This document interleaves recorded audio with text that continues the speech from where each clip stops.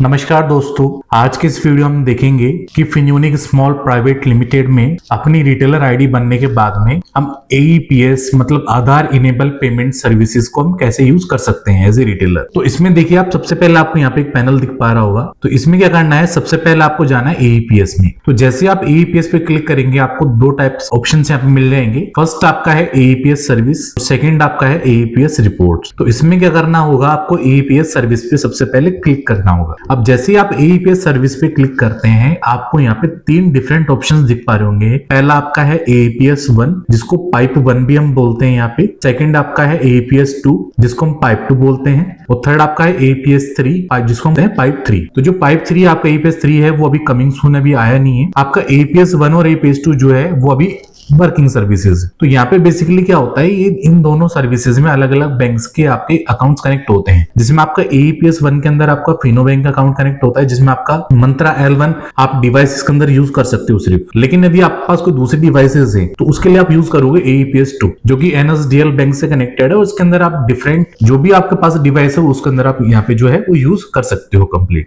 अब AEPS 1 में क्या होता है, सबसे पहले हम वो चेक करेंगे। तो सबसे पहले आपको क्या करना होगा, AEPS 1 पे यहाँ पे क्लिक करना होगा। अब जैसे ही आप AEPS 1 पे क्लिक करेंगे तो आपको यहाँ पे लिखा होता है चेक स्टेटस। अब यहाँ पे दो चीजें होती हैं। यदि आप ऑलरेडी एक मर्चेंट हैं, आपने अपनी आईडी बना रखी है, तो जैसे आप चेक स्टेटस पे क्लिक करेंगे आप इसके सेकंड फेज में पहुंच जाएंगे, आउटलेट लॉगिन। जहां पे क्या होता है कि आपकी एक आउटलेट आईडी होती है, आपका आधार नंबर आपको दिया होता है और आपको लॉगिन करना होता है AEPS सर्विसेज को एक्सेस करने के लिए। जिसमें क्या होता है कि 24 आवर्स तक वो लॉगिन होती है आपकी आईडी और 24 घंटे बाद में ऑटोमेटिकली वहां से लॉग आउट हो जाती है। अब जब हम बात करते हैं कि एक नई आईडी बनाने की, तो उसके लिए भी आपको सेम प्रोसेस करना है। चेक स्टेटस पे आपको सबसे पहले क्लिक करना होगा। तो जैसे ही आप चेक स्टेटस पे क्लिक करेंगे सबसे पहले आपको यहाँ पे दो ऑप्शन दिख पा रहे होंगे, मर्चेंट रजिस्ट्रेशन और अपडेट मोबाइल नंबर। तो आपको यहाँ पे मर्चेंट रजिस्ट्रेशन पे आपको यहाँ पे क्लिक करना है। तो जैसे आप मर्चेंट रजिस्ट्रेशन पे क्लिक करेंगे आपको यहाँ पे डिफरेंट आपकी जो भी डिटेल्स आपने जो स्टार्टिंग में फिल करी वो आपको दिख जाएंगे। जिसमें आपका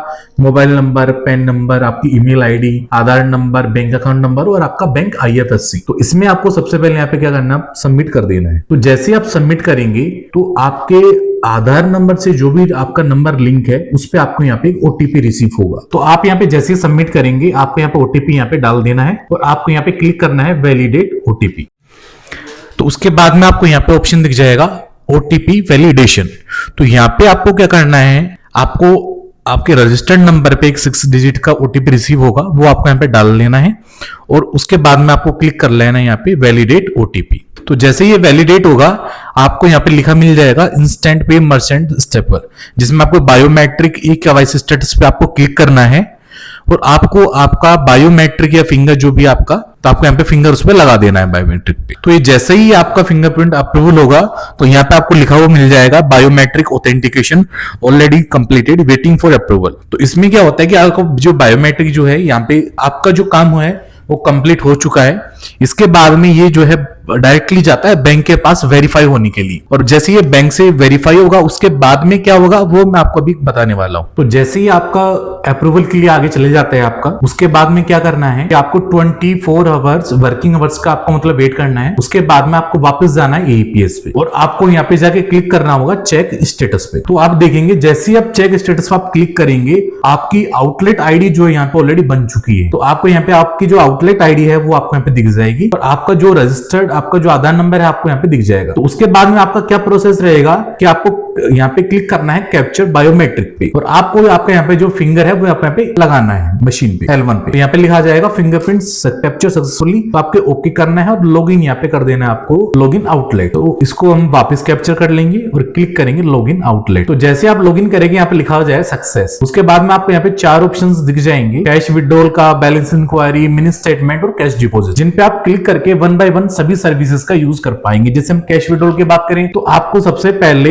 यहाँ पे कस्टमर का आधार नंबर डालना होगा, उसके बाद उसका बैंक सेलेक्ट करना है, उसके मोबाइल नंबर, कितना अमाउंट आपको तो इसमें जो लिमिट होती है वो 100 रुपए से लेके 101 से लेके 10,000 तक होती है। और कैप्चर बायोमेट्रिक पे क्लिक करके आपको कस्टमर का बायोमेट्रिक कैप्चर करना और सबमिट करना है। बैलेंस इंक्वायरी पे जैसे आप क्लिक करेंगे सेम आपका आधार नंबर डालना है, आपको बैंक सेलेक्ट करना होगा, कस्टमर का मोबाइल नंबर और कैप्चर बायोमेट्रिक करके सबमिट करना। उसके बाद में मिनी स्टेटमेंट जो होती है, मिनी स्टेटमेंट के लिए भी सेम आपको आधार नंबर डालना पड़ेगा पहले, जिसका भी आप लगाना चाह रहे हैं। उसके बाद में उसका आपको बैंक सेलेक्ट करना है, उसके बाद में आपको मोबाइल नंबर डालना है कस्टमर का और आपको कैप्चर यहाँ पे बायोमेट्रिक कर देना है। उसके बाद में नेक्स्ट आपका आ जाता है कैश डिपॉजिट। तो कैश डिपॉजिट के लिए भी सेम प्रोसेस रहेगा, आपका नंबर डालना है आधार नंबर, फिर बैंक सेलेक्ट करना है आपको, फिर कस्टमर का मोबाइल नंबर, उनका अमाउंट और कैप्चर बायोमेट्रिक करके सबमिट कर देना। तो अभी हमने देखा ये वाली जो सर्विसेज होती हैं ये होता है आपका AEPS 1।